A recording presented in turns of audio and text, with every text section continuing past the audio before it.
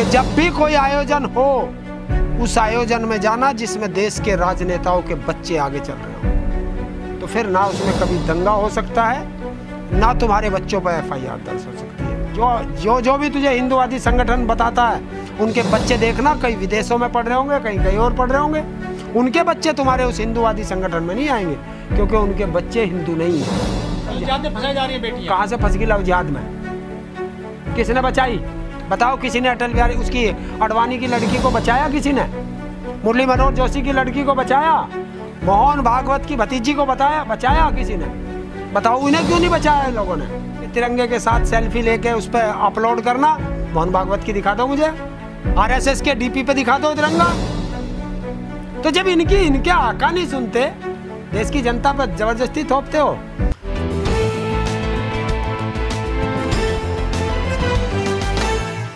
नूह और मेवात में जो बवाल हुआ था पूरा, उसका जो मुख्य आरोपी है बिट्टू बजरंगी, उसको गिरफ्तार कर लिया गया है। क्या सोचते हैं इस बारे में आप? देखिए, जो भी कहीं देश के अंदर अपराध करेगा, प्रशासन का काम है उस आदमी को गिरफ्तार करके जेल भेजे। तो अब उसके ऊपर आरोप लगे हैं, प्रशासन ने उन आरोपों के आधार पर उसे गिरफ्तार किया, जेल भेज दिया। और क्या, अपराधी का काम तो जेल जाना ही होता है। लेकिन उसको काफ़ी अब जो है गलती का एहसास हो रहा है बिट्टू बजरंगी को। देखिए, अब पछताए क्या होत है जब चिड़िया चुग गई खेत, एक ये कहावत है। लेकिन उससे एक सबक लेना चाहिए देश के लोगों को, और उन लोगों को जो ऐसे आयोजनों में जाते हैं, कि देखो क्या हाल होता है उन लोगों का जो दूसरों के बहकावे में आके दूसरों के साथ दुर्व्यवहार करते हैं, मारपीट करते हैं। कि जब वो फंसते हैं तो जो लोग उन्हें बुलाते हैं वही लोग उनसे पल्ला झाड़ लेते हैं। तो यही तो हम कहते हैं बार बार कि अपने बच्चों को ऐसे आयोजनों में मत भेजिए, क्योंकि ये आपके बच्चों का भविष्य बर्बाद कर रहे हैं। विश्व हिंदू परिषद ने भी अपने हाथ खींच लिए हैं। देखिए, सब लोग डरते हैं कि इनके ऊपर बैन ना लग जाए, और ये लोग चाहते हैं कि हमारे ऊपर दंगों का आरोप ना लगे, दंगों का आरोप उन पर लगे जो ये हम भड़काकर देश के बच्चों को लाते हैं, उनके ऊपर लगे, हमारे ऊपर ना लगे। तो इसीलिए तो मैं कहता हूँ कि जब भी कोई आयोजन हो उस आयोजन में जाना जिसमें देश के राजनेताओं के बच्चे आगे चल रहे हों, तो फिर ना उसमें कभी दंगा हो सकता है, ना तुम्हारे बच्चों पर FIR दर्ज हो सकती है। लेकिन जो हिंदूवादी संगठन है ये पीछे क्यों हट जाते हैं बाद में? जो आदमी अपने आप को हिंदूवादी संगठन बताता है वो संगठन है ही नहीं। अगर वो हिंदूवादी संगठन है तो उनके बच्चे क्यों नहीं आते? जो भी तुझे हिंदूवादी संगठन बताता है उनके बच्चे देखना, कहीं विदेशों में पढ़ रहे होंगे, कहीं और पढ़ रहे होंगे, उनके बच्चे तुम्हारे उस हिंदूवादी संगठन में नहीं आएंगे, क्योंकि उनके बच्चे हिंदू नहीं हैं। चाहे दीप सिद्धू हो, चाहे अशोक मोची हो, चाहे विनय कटियार हो, उमा भारती हो, चाहे ये मोनू मानेसर यादव हो, बिट्टू बजरंगी हो, चंदन गुप्ता हो, इनको बदले में क्या मिलता है? ये हिंदुत्व की लड़ाई लड़ते हैं। कोई हिंदुत्व की लड़ाई नहीं है, ये बरगलाए हुए इंसान हैं। इनको बरगला के इन लोगों ने अपने साथ जोड़ा, और इनका एक कहावत है ना, मतलब निकल गया तो पहचानते नहीं।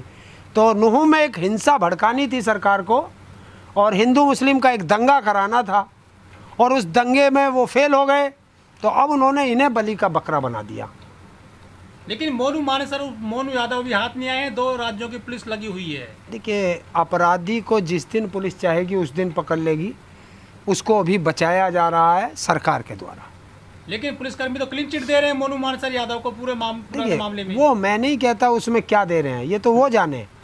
मैं क्या कह रहा हूँ कि सरकार जिसे चाहेगी उसे बचाएगी, सरकार जिसे चाहेगी उसे फंसा देगी। लेकिन 28 अगस्त को पंचायत होनी है हरियाणा में, कोई परमिशन वगैरह तो हुई नहीं है, फिर से क्या लग रहा दंगा होगा? क्यों, आपको अब भी सबक नहीं मिला? फिर जा रहे हो ऐसे आयोजन में? आपने देखा नहीं, एक तो रो रहा है और उससे सबने पल्ला झाड़ लिया, तो फिर ये कौन है जो ऐसी पंचायतें करके और फिर ऐसे आयोजन कर रहे हैं? कंट्रोल क्यों नहीं होता सरकार का ऐसी पंचायतों? सरकार का कंट्रोल रहता है, जब कराने वाली ही सरकार हो तो फिर कंट्रोल किस बात का? ये सरकार के द्वारा प्रायोजित होते हैं, और जब सरकार खुद प्रायोजित करती है तो उसे रोकेगा कौन? लेकिन पत्थरबाजों पे जो है काफ़ी तकड़ा जो है सरकार ने कंट्रोल कर दिया और कार्रवाई कर रही है बड़े पैमाने पर सरकार। देखिए, कौन पत्थरबाज कौन क्या, तुमने कैसे जस्टिफाई किया कि पत्थरबाज कौन थे? तुमने कैसे जस्टिफाई किया? तुम्हें ये जानकारी होनी चाहिए। ऐसे आयोजनों में आयोजन करता ही अपने आदमियों को भेजकर पत्थरबाजी करा देते हैं, छुरेबाजी करा देते हैं, तलवारबाजी करा देते हैं, और दूसरे एक दूसरे को लड़ाने के लिए ये दंगे भड़का दिए जाते हैं। लेकिन जब बुलडोजर चल रहा है उसको किस तरह देखते हैं आप? देखिए, ये तो एक द्वेष भाव है। बुलडोजर उन पे चलाओ ना, तुम टैनी पे चलाओ अगर हिम्मत है तो। बेटियों का शोषण कर रहे हो उन पे चलाओ। ऐसे मुख्यमंत्री पे चलाओ जो मणिपुर को जलवा रहा है, कह रहा है ऐसी नग्न बेटियों की तो 100 से ज़्यादा वीडियो हैं, ऐसों पे चलाओ ना। देश के गृह मंत्री के घर पे चलाओ ना, जो देश में कंट्रोल नहीं कर पा रहा, सिर्फ चुनाव देख रहा। ये एक द्वेष भाव है।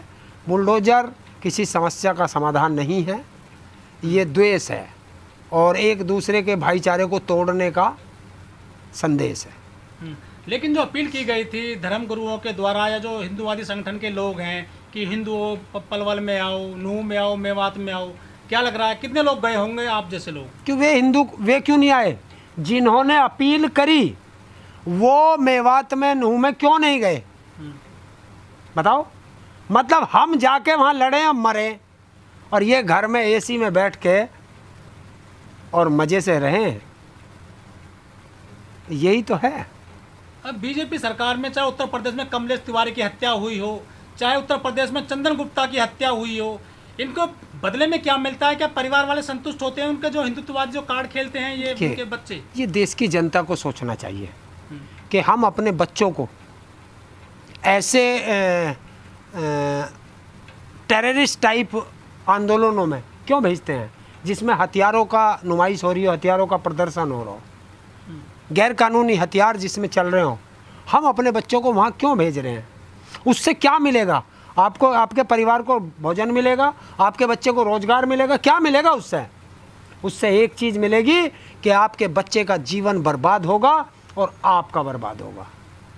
तो इसलिए ऐसे आयोजनों में कोई अपने बच्चों को, अपने बड़ों को कोई ना भेजे, ना कोई जाए। वो धर्म को बचा रहे हैं, वो पूरे हिंदुओं को बचा रहे हैं। बार बार आप धर्म को बचा रहे, हिंदुओं को बचा रहे। हिंदू कहाँ कहीं मर रहा है? हिंदू कहीं खतरे में है? हिंदू कभी आज तक खतरे में रहा क्या? खतरे में ये लोग हैं जो बुला रहे हैं। इनकी राजनीतिक रोटियां खतरे में है, इनका वो धंधा खतरे में है, इसलिए ये हिंदुओं को बुला रहे हैं। वो बेटियों को बचा रहे हैं, लव जिहाद में फंसाई जा रही है। बेटी कौन फंसा रहा? लव जिहाद में फंसाई जा रही है बेटियां। कहाँ से फंस गई लव जिहाद में? किसने बचाई? बताओ। किसी ने अटल बिहारी, उसकी अडवाणी की लड़की को बचाया? किसी ने? मुरली मनोहर जोशी की लड़की को बचाया? मोहन भागवत की भतीजी को बचाया किसी ने? बताओ। इन्हें क्यों नहीं बचाया इन लोगों ने? बताओ ना। वो शादी करके गई हैं बाकायदा पुख्ता तरीके से। तो ये भी शादी कर रही है और क्या? ये धर्म छिपाकर लड़कियों को फंसाते हैं। क्यों फंसती है तुम्हारी लड़कियां? झूठ बोलते हैं ये। कौन जो? तो तुम क्यों अपनी बच्चों को ऐसे संस्कार क्यों नहीं देते जो तुम्हारी बच्चे धर्मांतरण कराते हैं? इसके तो फिर तुम्हारी सरकार बेकार है। तुमने जिन्हें को सरकार चुन रखा इन्हें हटाओ। ये तो बेकार आदमी है। जहाँ जबरदस्ती होती हो और सरकार चुप हो तो वो सरकार बेकार है। एक रैली की बहुत वीडियो वायरल हो रही है, उसमें जो भगवाधारी लोग हैं बाइक पे चल रहे हैं, तमंचा लहराया जा रहा बाकायदा और तलवार लहराई जा रही हैं। अच्छा, अगर हिंदू धर्म का कोई अपमान करेगा, भारत देश का कोई अपमान करेगा, तो बताओ उसे क्या सजा दोगे? क्या सजा होनी चाहिए? देशद्रोह की होनी चाहिए। उत्तर प्रदेश के डिप्टी सीएम ने भारतीय तिरंगा उल्टा लहराया पूरी रैली के अंदर। बताओ ये देशद्रोह है या नहीं है? मैं पहले से कहता आ रहा था ये तिरंगे का अपमान करने वाली पार्टी है। ये ऐसे कैसे गलती कर जाते हैं डिप्टी सीएम? जानबूझ के करते हैं ये ऐसे काम, ये जानबूझ के किए जाते हैं। तुम्हें धर्म का पाठ पढ़ाएंगे और अपने आप अधर्मी बनेंगे। लेकिन भाजपा खुद तिरंगा यात्रा निकालती है। ये तिरंगा तो ऐसी तिरंगा यात्रा निकालती है जिन्होंने 52 साल तक तिरंगे का अपमान किया हो, तिरंगा अपने उस पर ना लगाया हो। और क्या तुम मुझे बता सकते हो? जाओ मोहन भागवत, इन्होंने कहा था कि तिरंगे के साथ सेल्फी लेके उस पर अपलोड करना। मोहन भागवत की दिखा दो मुझे, आरएसएस के डीपी पे दिखा दो तिरंगा। तो जब इनके आका नहीं सुनते, देश की जनता पर जबरदस्ती थोपते हो। और बात रही हर घर तिरंगे की बात, देश हर घर तिरंगा नहीं मांगता। देश हर घर रोजगार मांगता है। और रही तिरंगे के सम्मान की बात, तो ये तो अब जुम्मा 8 दिन से इनकी सरकार बनी है। जब हम छोटे थे तब हम देखते थे कि तिरंगे का कितना बड़ा सम्मान होता है। जब हम स्कूल में पढ़ते थे, उस दिन 26 जनवरी हो या 15 अगस्त हो, पूरे स्कूल के बच्चे मास्टर के साथ तिरंगा लेकर के, और तिरंगा झंडा ऊंचा रहे हमारा, विजय विश्व तिरंगा प्यारा, झंडा ऊंचा रहे हमारा, इस गाने के साथ पूरे गांव में प्रभात फेरी निकलती थी। वो था तिरंगे का अपमान, वो था हर घर तिरंगा। आज थोड़ा ही है तिरंगा। आपने सेल्फी ली तिरंगे के साथ? क्या आपने काहे की सेल्फी? तिरंगे के साथ में? मैं तो सेल्फी उस दिन लेता जिस दिन बच्चों को रोजगार मिल जाए, तो रोजगार के साथ। और ये रोजगार दे नहीं सकते। एक बच्चे ने, एक स्टूडेंट ने या एक बच्चे ने वो कह दिया कि भाई आप पढ़े लिखे को वोट देना, तो उसकी उस दिन नौकरी चली गई। डूब के मर जाना चाहिए ऐसे देश के प्रधानमंत्री को, गृह मंत्री को, शिक्षा मंत्री को, कि जो बच्चों की रोजगार दे नहीं सकते। और बच्चे ने एक सही ज्ञान दिया। अरे पढ़ा लिखा बच्चा और क्या कहेगा कि अपना नेता चुनो तो कम से कम पढ़ा लिखा चुनो, तुम्हें शिक्षा की बात करेगा। अनपढ़ आदमी क्या कार्य करेगा? अनपढ़ तो तुमसे पत्थर ही पुजवाएगा। तो पढ़े लिखे नेता नहीं है क्या देश में? ना, अगर होते तो उस बच्चे की नौकरी नहीं जाती। और नौकरी जिस कंपनी ने ली है उसका लाइसेंस अब तक निरस्त हो जाना चाहिए था। देश की माटी के साथ में फोटो खिंचवा रहे थे 15 अगस्त पर, तो इसमें लोगों में देशभक्ति जागृत होती है? अब दिक्कत क्या होती? नहीं होती, फर्जी ड्रामा। अच्छा। किसान से बड़ा देशभक्त है कोई? उस माटी से हर टाइम वो उसमें रहता है। और जब किसान आंदोलन कर रहा था अपनी माटी के लिए, अपनी मातृभूमि को बचाने के लिए, तब इस देश के फर्जी प्रधानमंत्री ने, फर्जी है ये क्योंकि प्रधानमंत्री अपने आप को मानता ही नहीं ना, ये तो चौकीदार मानता है अपने आप को, अडानी अंबानी का। जो इसने कहा, मैं नहीं कह रहा, मैं तो इसके वचन बता रहा हूँ। बोला मैं प्रधानमंत्री नहीं हूँ, मैं तो चौकीदार हूँ, इसी ने कहा। भाई तो तिरंगे पे जो राजनीति हो रही है, कितनी जांच मानते हैं इसको आप? देखिए, जनता का ध्यान भटकाना, तो मैं उसी के हिसाब से कह रहा था। पहले मिट्टी पे आ जाओ ना। तो इस प्रधानमंत्री ने कहा था जब किसानों की शहादत हुई थी कि ये किसान क्या मेरे लिए मरे हैं? इस मट्टी का लाल अपनी शहादत देता है और देश का प्रधानमंत्री कहता है कि ये मेरे लिए नहीं मरे, तो क्या कहोगे इसे? देश का जवान और किसान, यही तो दो चीज़ है। ठीक है।